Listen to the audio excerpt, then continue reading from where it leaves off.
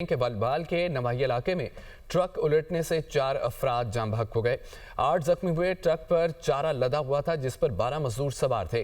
حادثے میں جاں بحق افراد کی شناخت محمد علی عدیل علی امجد کے نام سے ہوئی ہے۔ ریسکیو کے مطابق حادثہ تیز رفتاری کے باعث پیش آیا ہے۔ بھلوال کے نواحی علاقے میں ٹرک الٹنے سے 4 افراد جاں بحق ہو گئے، 8 زخمی ہوئے۔ ٹرک پر چارہ لدا ہوا تھا جس پر 12 مزدور سوار تھے۔ حادثے میں جاں بحق افراد کی شناخت محمد علی عدیل علی امجد کے ناموں سے ہوئی ہے۔ ریسکیو کے مطابق یہ بتایا گیا ہے کہ حادثہ تیز رفتاری کے باعث پیش آیا۔ دوسری جانب پاکستان کا غزہ میں قیام امن کے لیے بورڈ آف پیس میں شمولیت کا اعلان۔ پاکستان نے غزہ امن بورڈ میں شمولیت کی امریکی صدر کی دعوت قبول کر لی ہے۔ ترجمان دفتر خارجہ کا کہنا ہے کہ پاکستان غزہ میں امن کوششوں کے حصے کے طور پر بورڈ آف پیس میں شمولیت اختیار کرے گا۔ بورڈ آف پیس سے فلسطینیوں کے حق خود ارادیت اور آزاد ریاست کی راہ ہموار ہوگی۔ پاکستان نے امریکی صدر کی دعوت قبول کر لی۔ غزہ امن بورڈ میں شمولیت کا فیصلہ۔ ایک بیان میں ترجمان دفتر خارجہ کا کہنا ہے کہ پاکستان نے امریکہ کے صدر ڈونلڈ ٹرمپ کی جانب سے وزیر اعظم محمد شہباز شریف کو دی گئی دعوت کے جواب میں بورڈ آف پیس میں شمولیت کا فیصلہ کیا ہے۔ یہ اقدام اقوام متحدہ کی سلامتی کونسل کی قرارداد 2803 کے تحت غزہ امن منصوبے کے نفاذ میں پاکستان کے جاری کوششوں کا حصہ ہے۔ پاکستان نے امید ظاہر کی ہے کہ اس فریم ورک کے قیام سے مستقل جنگ بندی کے نفاذ، فلسطینیوں کے لیے انسانی ہمدردی کی امداد میں اضافہ اور غزہ کی تعمیری نو کے لیے عملی اقدامات کیے جائیں گے۔ ترجمان کا کہنا ہے کہ پاکستان بورڈ آف پیس کا حصہ بن کر ان اہداف کے حصول اور فلسطینی بھائیوں اور بہنوں کے دکھوں کو ختم کرنے میں مثبت کردار ادا کرنے کا عزم رکھتا ہے۔ نائب وزیر اعظم اسحاق ڈار نے social media platform X پر ایک بیان میں کہا کہ بورڈ آف پیس میں شمولیت کے فیصلے کے ذریعے پاکستان نے ایک منصفانہ اور وقت کی پابندی کے تحت آزاد فلسطین ریاست کے قیام کے عزم کا اعادہ کیا، جس کا دارالحکومت القدس الشریف ہوگا۔ پاکستان سمیت 8 اسلامی ممالک کا غزہ بورڈ آف پیس پر مشترکہ اعلامیہ جاری۔ پاکستان، مصر، اردن، امارات، انڈونیشیا، ترکیہ، سعودی عرب، قطر نے مشترکہ اعلامیہ جاری کیا ہے۔ صدر ٹرمپ کی جانب سے بورڈ آف پیس میں شمولیت کی دعوت کا خیر مقدم اور وزراء خارجہ کا مشترکہ فیصلہ ہے کہ بورڈ آف پیس میں شامل ہوں۔ امریکی صدر ڈونلڈ ٹرمپ کے گرین لینڈ کے معاملے پر اتحادیوں سے گلے شکوے۔ امریکی صدر نے ورلڈ اکنامک فورم سے خطاب میں کہا کہ گرین لینڈ برف کا ایک ٹکڑا ہے، بہت چھوٹی سی جگہ مانگ رہے ہیں، آپ ہاں بھی کہہ سکتے ہیں یا نہ بھی، ہم یاد رکھیں گے۔ میں یورپ سے محبت کرتا ہوں، چاہتا ہوں کہ یورپ ترقی کرے، لیکن بدقسمتی سے یورپ درست سمت میں نہیں جا رہا۔ امریکی صدر کا ایک بار پھر پاک بھارت جنگ کا تذکرہ کہا، میں نے پاکستان اور بھارت کے درمیان جنگ رکوائی، میں نے 8 جنگیں ختم کرائیں۔ گرین لینڈ سے متعلق امریکی دھمکیوں نے امریکہ اور یورپی یونین کے درمیان تجارتی تعلقات میں کشیدگی پیدا کر دی ہے۔ برطانوی خبر ایجنسی کے مطابق یورپی پارلیمنٹ کی تجارتی کمیٹی نے معاہدے پر ووٹنگ غیر معینہ مدت کے لیے مؤخر کر دی ہے۔ کمیٹی کے چیئرمین بنڈالا کے مطابق نئی ٹیرف دھمکیوں نے تجارتی معاہدہ توڑ دیا ہے۔ یورپی ارکان کا موقف ہے کہ یہ معاہدہ یک طرفہ اور غیر متوازن ہے۔ یورپی یونین کے سخت موقف کے بعد صدر ٹرمپ کا یو ٹرن، یورپی ممالک پر ٹیرف کی دھمکی واپس لے لی۔ کہا کہ گرین لینڈ کے مستقبل سے متعلق معاہدے کا فریم ورک تیار کر لیا جو سب کے لیے فائدہ مند ہوگا۔ نیٹو سربراہ سے ملاقات مفید رہی، ٹیرف عائد نہیں کریں گے۔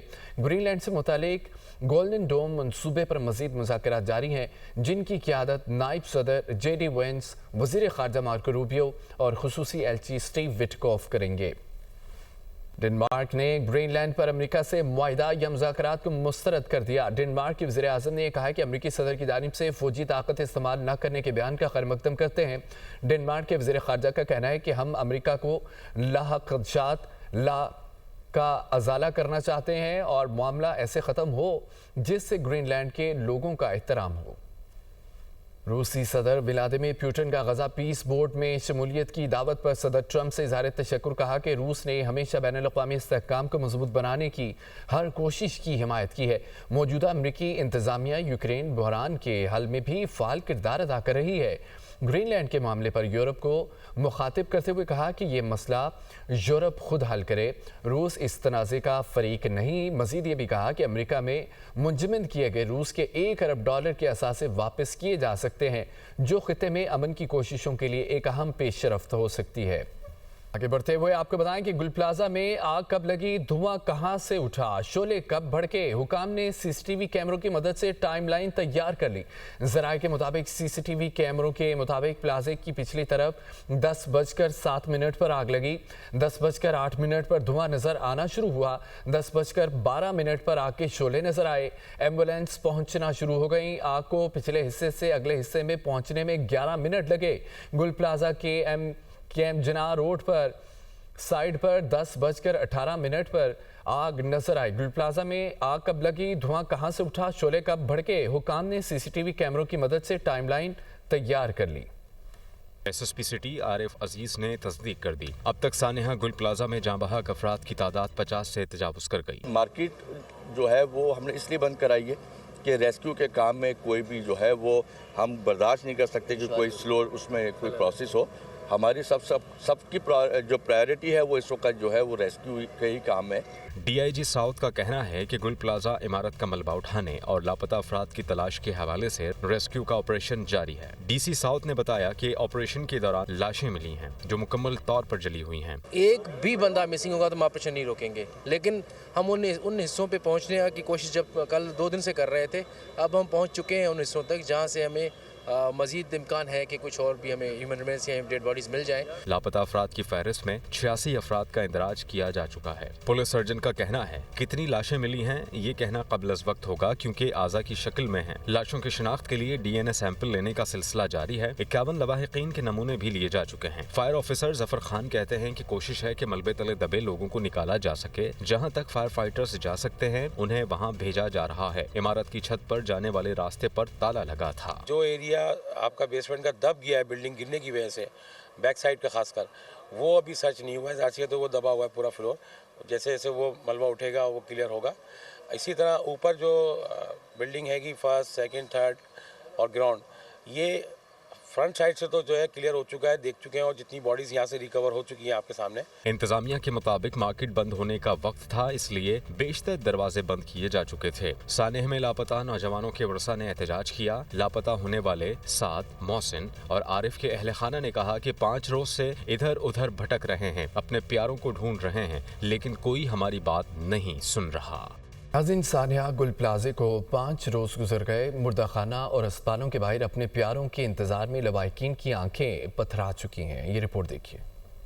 यहाँ गुल प्लाजा में लापता अफराद का लवाहिकीन को इंतजार अजियत बन गया। एक एक लम्हा सदियों के बराबर हो गया। कभी गुल प्लाजा, कभी मुर्दा खाना, तो कभी अस्पताल। लवाहिकीन चक्कर पे चक्कर लगा रहे हैं। किसी को अपने भाई की खबर नहीं तो कोई अपने बेटे, बाप और माँ बहन का मुंतजिर। उस वक्त आग लगी थी तो वो तो दिल दहलाने वाली कंडीशन थी। हज़ारों लोगों का मजमा मौजूद था और ज़ाहिर बेबसी की तस्वीर। गवर्नमेंट काम भी कर रही थी, लेकिन दिल में ख्याल आता है कि अगर टेक्निक बेहतर होती तो शायद कुछ जानें बच जाती।